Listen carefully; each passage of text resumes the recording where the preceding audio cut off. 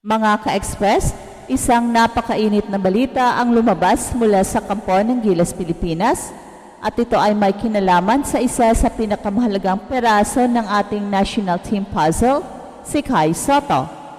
Ang ating 7'3" wonder boy na tinuturing na future cornerstone ng Gilas ay patuloy pa ring nagpapagaling mula sa kanyang ACL injury na kanyang nakuha sa Japan B-League. Pero teka, hindi lang basta injury update ang dala namin ngayon. Dahil mismong si Coach Tim Cone ay nagsalita na at ang sinabi niya ay hindi lang makabuluhan kundi isang malinaw na plano para sa kinabukasan ng ating pambansang kupunan. Kaya huwag kayong bibitaw ka-express dahil sa kwentong to ay hindi lang tungkol kay Kai ngayon kundi tungkol sa kung paano siya planong ihanda para sa mahabang panahon hanggang sa edad na 35 years old bilang Gilas player. Oo, tama ang narinig nyo, 35 years old. Well, parang imposibleng isipin sa ngayon, pero ayon kay Coach Tim Cone, yan ang target nila para kay Kai. Hindi lang pansamantala, kundi pang matagalang pundasyon ng Gilas. Pero bakit nga ba kailangan ng ganitong klaseng mindset? At ano ang ibig sabihin nito sa kabuang direksyon ng ating national team? Balikan natin sandali ang naging karera ni Kai nitong mga nakaraang taon. Simula sa paglisan niya patungong US upang ituloy ang kanyang pangarap sa NBA hanggang sa kanyang mga naging stint sa Adelaide 36ers sa Australia at ngayon nga ay sa Koshigaya Alpha sa Japan.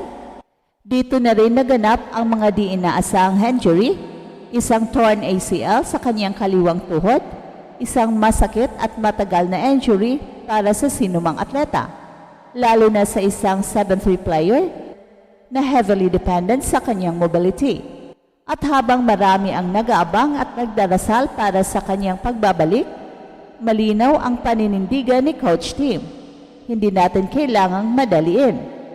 Ang goal namin, makitang naglalaro si Kai para sa Gilas hanggang 35 years old. Ani pa ni Coach Tim Cone, matapos ang panalo ng Barangay Ginebra kontra Blackwater sa PBA Philippine Cup. So isipin nyo ka-express, isang coach na hindi lang nakatingin sa susunod na tournament, kundi sa buong dekada ng paglalaro ni Kai sa Gilas. Sa panahon kung kailan maraming kabataan ang nagmamadali, eto si Coach Tim na inuuna ang long-term development, mental maturity at physical readiness. Ito ang klase ng leadership na matagal na nating hinahanap. Sabi ni Coach Tim, posibleng makabalik si Kai sa October, eksakto lang isang buwan bago ang FIBA World Cup qualifiers. Pero kahit na available siya physically sa panahong iyon, hindi ibig sabihin ay automatic na isasalang agad siya.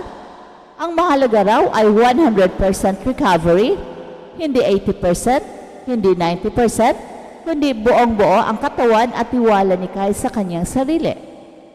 At ito pa ka-express, kahit hindi pa siya makakalaro o makapag-practice, isasama si Kai sa biyahe ng Gilas papuntang Jeddah, Saudi Arabia para sa Asia Cup, hindi para bumida, kundi para maramdaman niya muli ang samahan ng kupunan.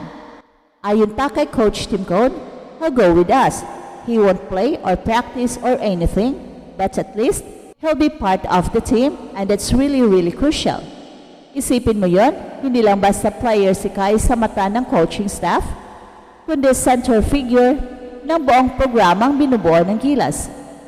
At bakit nga ba mahalaga ito? Well, simple lang.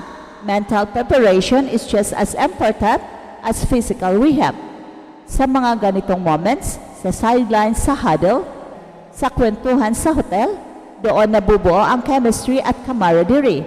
At sa mga susunod na taon, gusto ng Gilas na buuin ang sistema kasama na si Kai kahit na hindi pa siya makalaro ngayon.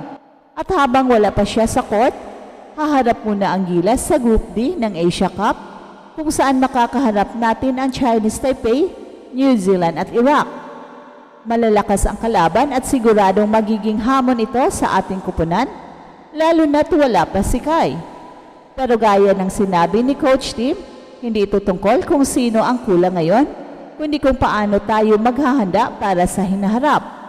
At ang hinaharap na yon mga ka-express ay malinaw na may pangalang Kai Sotto. Ang ganitong klaseng foresight ay hindi natin palaging naririnig mula sa mga sports program sa bansa. Minsan kasi instant gratification ang hinahanap. Manalo ngayon, sakripisyo na lang bukas. Pero kay Coach Tim, alam niya ang halaga ng sustainability. Para sa kanya, si Kai ay hindi lang panlaban sa isang tournament, kundi haligi ng programa ng Gilas hanggang 2030s. Imagine this, isang Kai Sotto na 30 years old, nasa prime ng kanyang career, naglalaro sa pinakamalalaking international tournaments, veteran na, mentally sharp, physically dominant. Hindi ba't yun ang gusto nating lahat? Hindi lang highlight plays, hindi lang panalo ngayon, gusto natin ng programa na tumatagal at si Kai ang magiging mukha nito. Kaya kung iniisip nyo kung kailan babalik si Kai, tandaan natin ang sinasabi ni Coach Tim Cone. Hindi kailangang madaliin, hindi kailangang ipilit dahil ang tunay na plano para kay Kai ay hindi lang para sa ngayon, kundi para sa susunod na dekada. At kung totoo ngang maglalaro siya para sa Gilas hanggang 35 years old, abot-abot ang tiwala na kaya nating bumuo ng pinakamatatag na national team sa kasaysayan ng Pilipinas. At dito sa Express Info, hindi lang kami basta naghahatid ng balita, binibigyan din namin kayo ng malalim na pag-unawa sa mga desisyong bumabalot sa ating mga atleta. At sa kasong ito, hindi lang ito tungkol sa injury ni Kai, kundi sa kung paano natin dapat alagaan ang ating mga pambato. At kung paanong isang leader gaya ni Coach Tim ay kayang maglatag ng blueprint para sa pangmatagalang tagumpay ng ating bansa. Ka-Express, habang patuloy nating sinusubaybayan ang recovery ni Kai, malinaw na hindi lang ito simpleng kwento ng isang player na gustong bumalik sa court. Isa itong mas malawak na plano, isang strategy kung paano natin itatayo ang Gilas Pilipinas sa mas matibay at mas mahabang panahon. Sa pananaw ni Coach Tim, si Kai ay hindi lang panandaliang sandata, kundi isang haligi na huhubugin sa tamang panahon, sa tamang paraan, at may malinaw na layuning magtagal para sa bayan hanggang sa edad na 35 years old. Isang napakagandang vision para sa hinaharap ng ating basketball program.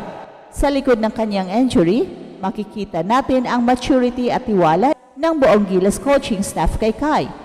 Hindi nila siya tinutulak na bumalik agad, bagkus isinama siya sa proseso, binibigyan ng halaga ang kanyang presence kahit hindi pa siya handang maglaro.